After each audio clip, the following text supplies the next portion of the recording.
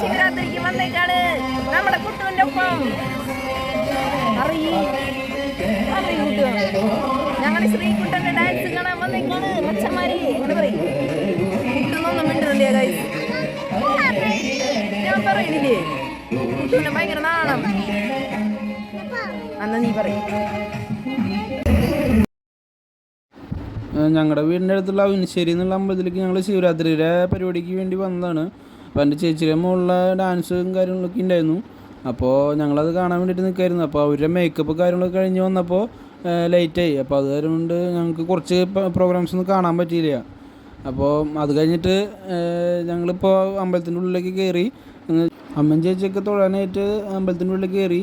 അപ്പോൾ ഞങ്ങളവിടെ വെച്ചിട്ട് ഞങ്ങൾ കുട്ടി ഫാൻസിനെ കണ്ടു. അപ്പോൾ അവരൊക്കെ ആയിട്ട് സെൽഫി എടുത്ത് ഞങ്ങൾ കുറച്ച് നേരം അവിടെ സ്പെൻഡ് ചെയ്തു. സെൽഫി എടുക്കുന്നതിൻ്റെ ഇടയിൽ പെട്ടെന്ന് കുട്ടുവിനെ കാണാണ്ടായി. അവൻ കുറേ നേരമായിട്ട് കളിപ്പാട്ടം വേണമെന്ന് പറഞ്ഞിട്ട് വാശി പിടിക്കുന്നുണ്ടായിരുന്നു. അപ്പോൾ അവൻ ഞങ്ങൾ നോക്കുമ്പോൾ അവൻ അങ്ങോട്ട് ഓടിപ്പോവാൻ ചെയ്യുന്നത്.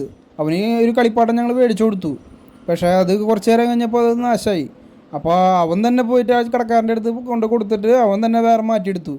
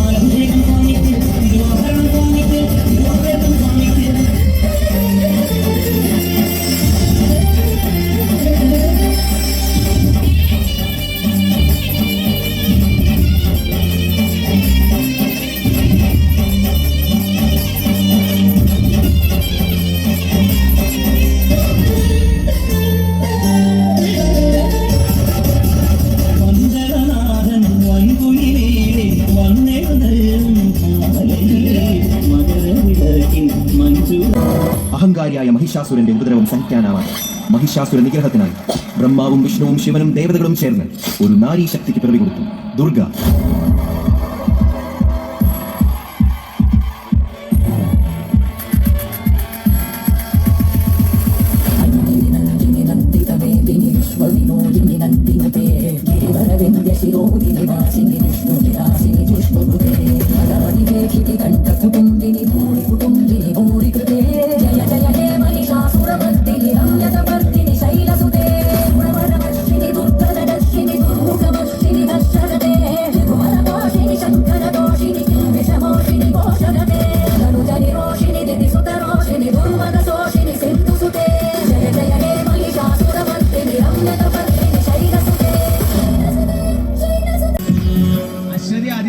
അശ്വതി ആദിശ്രീ